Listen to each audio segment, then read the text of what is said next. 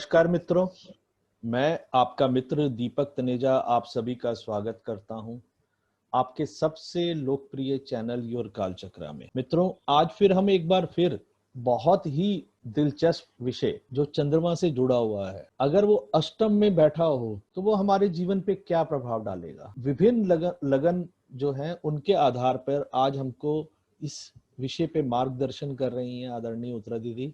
तो मैं आप सभी के सहयोग से उनका स्वागत करता हूं। नमस्कार दीदी, आपका स्वागत है। नमस्कार दीपक जी। वाकई जो आज दीपक जी के साथ हमने विषय चुना है, अष्टम चंद्रमा। अष्टम चंद्रमा एक ऐसा टॉपिक है जिसपे बहुत कुछ लिखा जा चुका है, हमारे साहित्य में भी बहुत है, ज्योतिष के साहित्य में।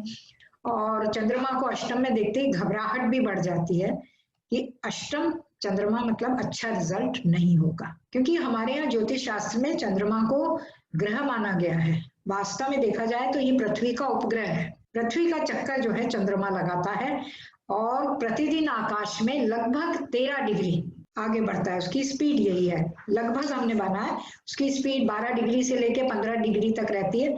कभी वो बहुत तेजी से भ्रमण करता है और कभी धीमी गति से। और इसी के कारण जो हमारा अक्सर वो एक एक नक्षत्र एक एक दिन में पार कर जाता है, क्योंकि 13 डिग्री 20 मिनट हमारे नक्षत्र का स्पैन है। इसको जो है चंद्रमा को स्त्री ग्रह माना गया है और इसका प्रतिदिन बदलने वाला स्वभाव माना गया है, परिवर्तनशील। इसके प्रभाव जिस भी नक्षत्र में ये होता है उस पर पूरी तरह से उसके प्रभावों को ये ले लेता है, उसी के अनुसार जो है प्रभाव देता है व्यक्ति को। इसको हमारे मन का और मति, माइंड का कारक माना गया है। हमारे मन और मस्तिष्क को बहुत अधिक प्रभावित करता है और इसी के कारण अष्टम में चंद्रमा आता है। अष्टम भाव को जो है हम बहुत अच्छा नहीं मानते हैं।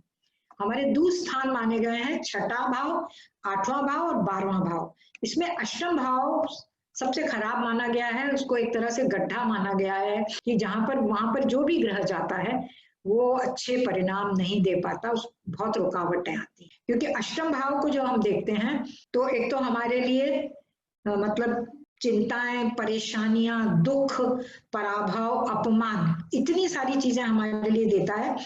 लेकिन इसके अतिरिक्त जो अष्टम भाव है वो हमारे लिए मृत्यु का कारण भी बताता है कि हमारी मृत्यु किस प्रकार होगी। इसके अलावा वसीयत से मिलने वाला धन, लीगेसी, पीएफ, इंश्योरेंस, पार्टनर या हमारे जीवन साथी का धन, ये सारी चीजें भी हम अष्टम भाव से ही देखते हैं।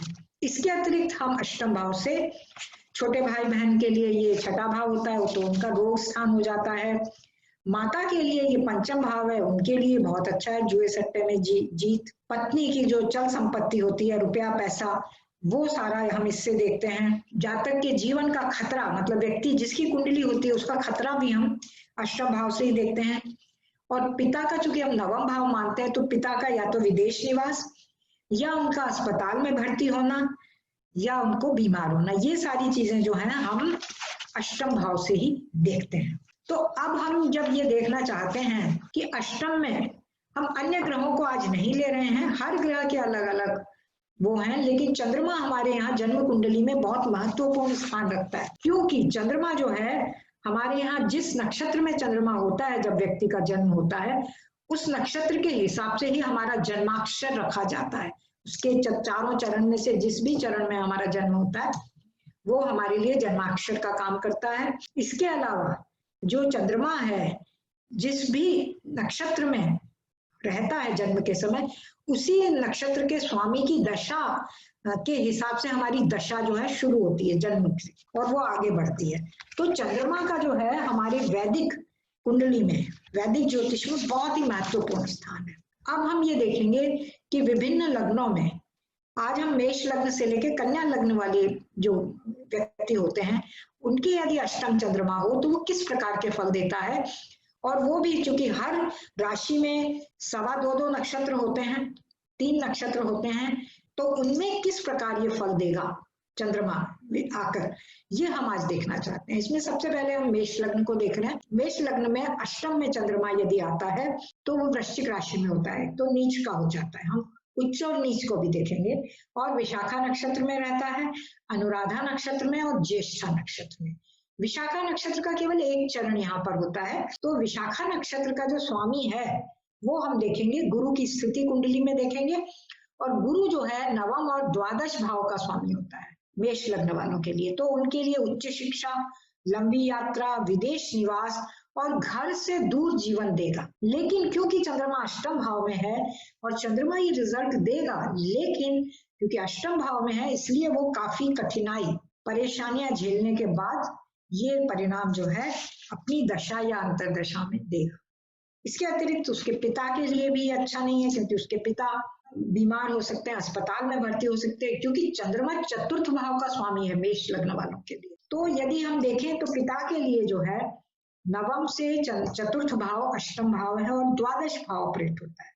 तो इस तरह से पिता अस्पताल में भर्ती हो सकते हैं, या हमारी संपत्ति जो चतुर्थ भाव से जुड़ी हुई है वो संकट में पड़ती है, या हमें बेचनी भी पड़ सकती है। ये विशाखा नक्षत्र के परिणाम है यदि हमारा मेष लग्न है और चंद्रमा अष्टम भाव में विशाखा नक्षत्र में है। अब आता है हमारा अनुराधा नक्षत्र। अनुराधा नक्षत्र का जो स्वामी है वो है शनि, और शनि जो है मेष लग्न वालों के लिए दशम और एकादश भाव का स्वामी। ये एक तरह से बहुत ही अच्छा ग्रह है जो अच्छे फल देता है।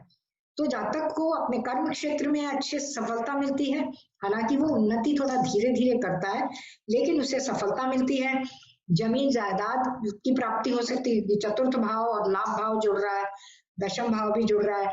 यदि वो सरकारी नौकरी में है तो उसे अच्छा घर, सरकारी भवन की प्राप्ति हो सकती है, ये भी अच्छा फल है।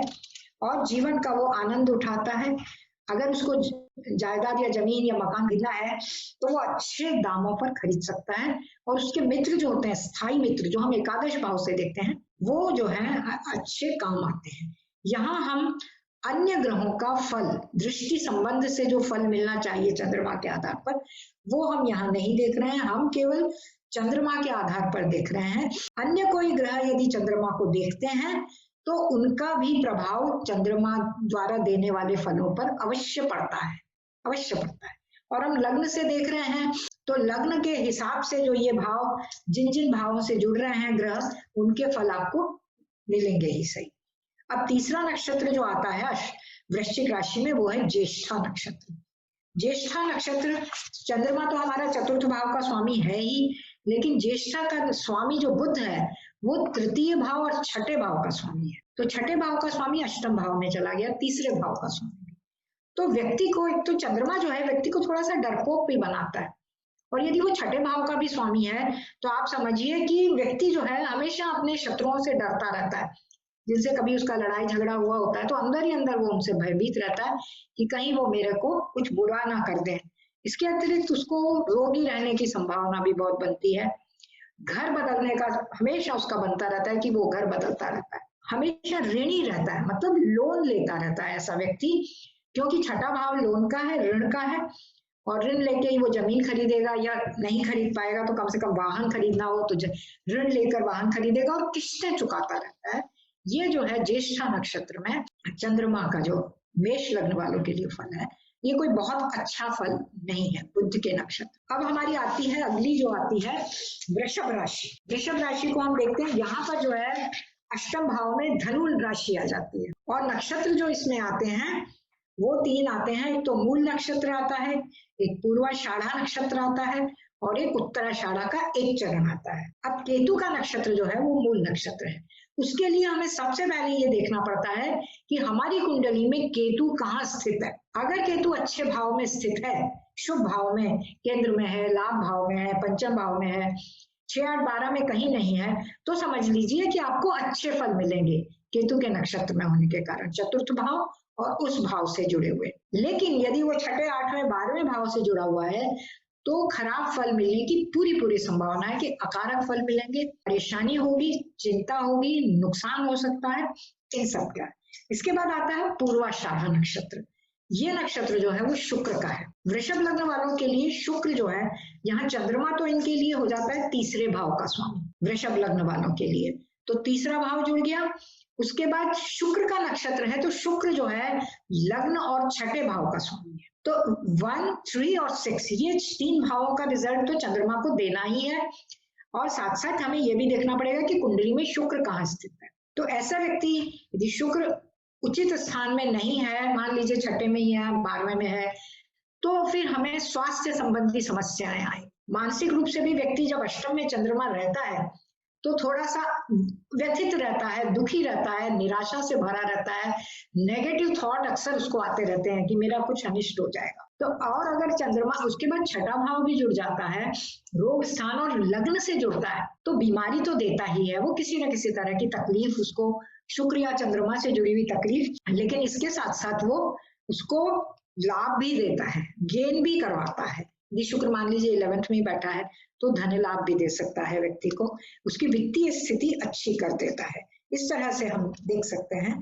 क्योंकि शुक्र जो है कुछ भी कहिए अगर लाभ में है तो 6 और हर क्षेत्र में सफलता देगा उसको। 6 और 11 जहां मिला उसको किसी भी कंपटीशन, प्रतियोगिता, किसी में भी सफलता वो देगा, लेकिन चिंता के साथ, वो निश्चिंत होकर पूर्ण विश्वास के साथ काम नहीं कर। तीसरा नक्षत्र आता है सूर्य का नक्षत्र। वृषभ लग्न वालों के लिए चंद्रमा तो तीसरे भाव का स्वामी है और सूर्य चौथे भाव का स्वामी। तो यदि चंद्रमा उत्तराषाढ़ा नक्षत्र में आता है तो सीधा सीधा फल उसका ये मिलता है कि वो अपनी जो जमीन जायदाद परमानेंट होती है उसको बेचने के बारे में सोचता है, या वो संकट में आती है चौथे भाव से, क्योंकि तीसरा भाव ऑपरेट हो रहा है। वाहन के प्रति, माता के प्रति उसकी कोई ना कोई चिंता बढ़ती है, और कई लोग तो है घर भी बदल लेते हैं क्योंकि उनको ऐसा लगता है कि उनके मकान मालिक जो है उनको तंग कर रहे हैं। इस तरह से वृषभ लग्न के लिए इस तरह के फल इन तीनों नक्षत्रों में मिलते हैं। अब आती है हमारी मिथुन लग्न, तीसरी लग्न जो है मिथुन लग्न आती है। चंद्रमा यदि मिथुन लग्न में अष्टम भाव में होता है तो मकर राशि में होता है मिथुन लग्न के लिए चंद्रमा स्वयं तो धन भाव का स्वामी है और वो अष्टम में जाता है, और अष्टम भाव में मकर राशि है जिसमें 3 नक्षत्र हैं। सूर्य का नक्षत्र है 10 डिग्री तक, उसके बाद 23 डिग्री 20 मिनट तक चंद्रमा का अपना नक्षत्र है, और फिर 6 डिग्री 40 मिनट मंगल का नक्षत्र है। तो अब हम देखते हैं कि चंद्रमा जब सूर्य के नक्षत्र में रहता है तो तीसरे भाव से जुड़ता है। चंद्रमा स्वयं सेकंड हाउस से जुड़ा हुआ है और उत्तराषाढ़ा नक्षत्र का स्वामी सूर्य तृतीय भाव का स्वामी है। तो द्वितीय भाव का स्वामी यदि अष्टम भाव में जाता है, हम ये कहते हैं द्वितीय भाव का स्वामी, तो एक तो ये करता है कि तृतीय भाव से हम छोटे भाई बहन देखते हैं हमारे, और ये उनका व्यय भाव है, तो भाई बहनों को हानि देता है, नुकसान करवाता है। इसके अतिरिक्त हमारी छोटी मोटी यात्राएं करवाता है, लेकिन चिंता और परेशानियों के साथ होती है, या हमें नुकसान भी हो सकता है, या फिर अगर हम किसी पुस्तक वगैरह का संपादन करना चाहते हैं तो उसमें भी हमें हानि उठानी पड़ सकती है, या सरकार, क्योंकि सूर्य नक्षत्र स्वामी है इसलिए सरकार का कोई भी अफसर हमारी किसी गलती को पकड़कर हमें परेशान कर सकता है। इस तरह फिर आता है चंद्रमा अपने ही नक्षत्र में, श्रवण नक्षत्र। मैं नक्षत्र इसीलिए ले रही हूँ क्योंकि केवल अष्टम चंद्रमा से ही हम किसी भी रिजल्ट को न लगाएं, हम साथ साथ ये भी देखें कि नक्षत्र बदलने से उनके फल किस प्रकार बदल जाते। अब चंद्रमा का नक्षत्र आया तो आप ये सीधा सीधा समझिए कि चंद्रमा धन भाव का स्वामी है और अष्टम भाव में है, तो बिना मेहनत का अचानक धन लाभ देता है, ये पक्की बात है। लेकिन स्वास्थ्य से संबंधित परेशानी, विशेष रूप से मानसिक स्वास्थ्य से संबंधित परेशानी जो है चंद्रमा हमें दे सकता है अपनी दशा या अंतरदशा में। कोई भी फल हमें इनकी दशा या अंतरदशा में ही मिलेगा, हमेशा नहीं मिलेगा, इस चीज का हमेशा। अब आता है धनिष्ठा नक्षत्र। धनिष्ठा नक्षत्र जो है इसका स्वामी है मंगल। अब अगर अपन मंगल देखते हैं तो मंगल इनके लिए छठे भाव और 11वें भाव का स्वामी है मिथुन लग्न वालों के लिए। तो इन्हें जो है चंद्रमा यदि मंगल के नक्षत्र में होता है तो उनके मुकदमे, केस वगैरह चलते रह सकते हैं, उनकी चिंता होती रहती है, लेकिन उसमें सफलता भी मिलती है। और छठा भाव और 11वां भाव, 8वां भाव भी जुड़ता है, हालांकि 11वां भी जुड़ता है, तो व्यक्ति इस दशा में, इस समय में बीमार भी रह सकता है या वो दुर्घटनाग्रस्त भी हो सकता है, और उसके कारण लंबा चलने वाली परेशानी उसको हो सकती है, लेकिन वो स्वस्थ भी हो जाएगा क्योंकि एकादश भाव भी जुड़ रहा है। इसलिए मंगल के नक्षत्र में चंद्रमा इस प्रकार के फल देगा। अब हमारी आ जाती है अगली जो है मिथुन राशि के बाद कर्क लग्न। यदि चंद्रमा कर्क लग्न का स्वामी होकर अष्टम भाव में जाता है तो ये सबसे खराब माना गया है, क्योंकि लग्नेश भी है और मन का स्वामी भी है, दोनों चीजें यहाँ हो जाती हैं। तो शरीर भी एक तरह से शरीर का गुण भी खतरे में जाता है और मन का स्वामी भी खतरे में है, डेंजर जोन जिसको हम कहते हैं। लग्नेश और मन भाव का स्वामी डेंजर जोन में होता है। अब नक्षत्र कौन कौन से हैं कुंभ राशि में, हम देखते हैं। मंगल का नक्षत्र है आधा 6 डिग्री 40 मिनट। अब कर्क लग्न वालों के लिए जो मंगल जो है ये इनके लिए पंचमेश और दशमेश होता है। तो एक तरह से मंगल का के नक्षत्र में होना जो है इनके लिए अत्यंत अच्छे रिजल्ट देने वाला है, क्योंकि मंगल राजयोग कारक है।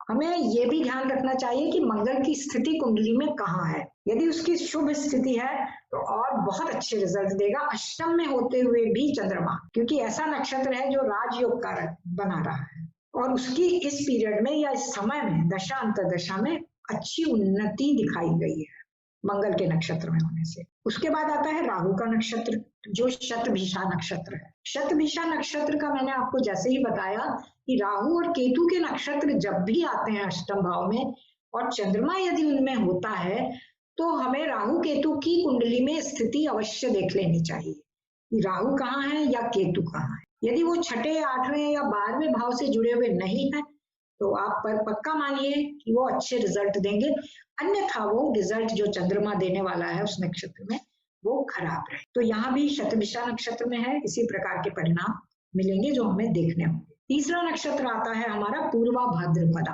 पूर्वा भाद्रपदा नक्षत्र गुरु का है। कर्क लग्न वालों के लिए गुरु का नक्षत्र जो या गुरु जो है छठे भाव और 9वें भाव का स्वामी। तो ये जो नक्षत्र है इसमें जब चंद्रमा होता है तो सबसे पहले तो थोड़ा स्वास्थ्य प्रभावित होता है, क्योंकि लग्न अष्टम और फिर छठा भाव भी जुड़ गया। लग्नेश भी है अष्टम भाव में और छठा भाव भी जुड़ गया है, तो चिंता भी बढ़ाता है, शत्रु भी बढ़ाता है और स्वास्थ्य में परेशानी देता है। लेकिन व्यक्ति यदि कोई कंपटीशन में भाग लेता है या चुनाव लड़ता है तो उसमें जीत भी जाता है, ये भी बात है। हाँ, उसके पार्टनर को अवश्य हानि उठानी पड़ती है, क्योंकि पार्टनर के लिए वो व्यय भाव होता है और या फिर उसको उसके जीवन साथी या पार्टनर को अस्पताल भी जाना पड़ सकता है, अस्पताल में। तो ये हमारी हो गई कर्क लग्न की। अब हमारी आती है सिंह लग्न आई हमारी। सिंह लग्न का स्वामी जो है हमारा क्या है, सूर्य। सिंह लग्न वालों के लिए चंद्रमा क्या है, अष्टम चंद्रमा हो गया। वो चंद्रमा सबसे पहले तो सिंह लग्न वालों के लिए व्यय भाव का स्वामी है, व्ययेश है, मतलब अकारक ही है। एक अकारक ग्रह दूसरे अकारक ग्रह में चला गया है अष्टम। तो इसका मतलब एक तो ये होता है देखिए कि अष्टम और द्वादश भाव का कॉम्बिनेशन होना या एक ही ग्रह अष्टम या द्वादश भाव के रिजल्ट दे तो वो नुकसान करवाते हैं, परेशानी देते हैं, आपको मन मार के खर्चा करना पड़ता है दूसरों को या पैसा देना पड़ता है या आपने उधार लिया हुआ है तो चुकाना पड़ता है, ये स्थिति बताता है। तो सबसे पहले तो चंद्रमा ये बताता है द्वादश भाव का स्वामी अष्टम में। अब हम देखते हैं कि नक्षत्र कौन कौन से हैं। तो यहाँ सबसे पहले गुरु का नक्षत्र आता है, पूर्वा भाद्रपदा का एक चरण, सबसे पहले वो गुरु के नक्षत्र में। गुरु का नक्षत्र जो है इनके लिए पंचमेश और अष्टमेश ही है, मीन राशि ही अष्टम भाव में आ रही है। तो ये जो नक्षत्र है ये जातक को अच्छे रिजल्ट नहीं देता है गुरु सिंह लग्न वालों को, क्योंकि ये उसके पार्टनर के लिए ही लाभदायक है, या तो उसकी वाइफ को फायदा होता है या उसके पार्टनर को, और इनके मतभेद भी बने रह सकते हैं क्योंकि छठा भाव भी जुड़ गया है और अष्टम भाव भी। सामने वाले को फायदा होता है, इनको नुकसान होता है, तो इनके मतभेद बने रहते हैं और पार्टनर हमेशा जीत जाता है क्योंकि समय इनका सही नहीं चल रहा होता है। गुरु चंद्रमा की महादशा चले या गुरु की अंतर्दशा चले या गुरु की महादशा चले या शनि चंद्रमा का अंतर चले, और फिर व्यक्ति को मैंने जैसा आपको पहले बताया कि समझौता कर लेना चाहिए, उसको पैसा लौटाना पड़ता है। हमने पहले ही बोला 8वां और 12वां भाव जब कनेक्ट होते हैं तो पैसा देना ही पड़ता है आपको, तो उसको पैसा देना पड़ता है। हालांकि उसकी पत्नी का स्वास्थ्य और थोड़ा सा अच्छा नहीं रहता और वो कमाती बहुत है, यदि लाइफ पार्टनर है तो उसकी इनकम अच्छी बढ़ती है, उसको बहुत लाभ होता है।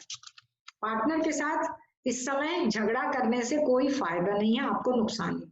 अब आता है दूसरा नक्षत्र उत्तरा भाद्रपदा जिसका स्वामी है शनि। शनि जो है इनके लिए छठे और 7वें भाव का स्वामी। शनि के नक्षत्र में चंद्रमा का होना भी अच्छा नहीं है सिंह लग्न वालों के लिए। एक तो आयु में कमी आ जाती है, चंद्रमा अष्टम में है और शनि के नक्षत्र में 12वें भाव का स्वामी, 12वां भाव भी जुड़ गया, छठा भाव भी जुड़ गया और सप्तम भाव भी जुड़, 6, 7, 8 और 12 ये चारों भाव जुड़ गए। तो आयु में कमी लाती है। व्यक्ति को ऐसी बीमारी हो सकती है जो लंबी चले, उसको अस्पताल में भी भर्ती पड़ सकता है, क्योंकि चंद्रमा 12th हाउस लॉर्ड 12वें भाव का स्वामी इससे जुड़ा हुआ है। व्यापार में या तो भागीदार से उनको नुकसान होता है या फिर पत्नी से ही हानि हो सकती है, पत्नी ही धोखा दे दे या कुछ भी करे और अत्यधिक खर्चा कर ले, उससे भी इनको हानि हो सकती है। और सफलता जो इनको मिलने वाली होती है बहुत मुश्किल से, बहुत मेहनत करने के बाद मिलती है।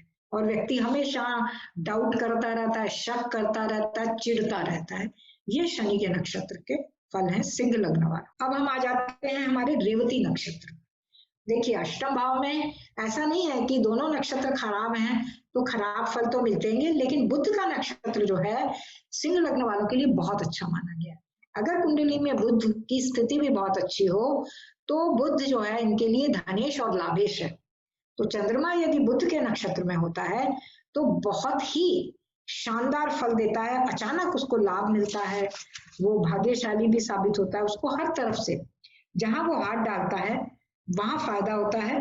जो पार्टनर होते हैं वो मेहनत करते हैं और इसका जो है व्यक्ति का जो है उसको लाभ नहीं, वो ज्यादा मेहनत नहीं करता, बिना मेहनत के भी उसको लाभ की प्राप्ति हो सकती है। अब हमारा आ जाता है अंत में कन्या लग्न। कन्या लग्न के लिए हम ये देखते हैं कि कन्या लग्न के लिए चंद्रमा जो है लाभ भाव का स्वामी है और अष्टम भाव में आता है मेष राशि में।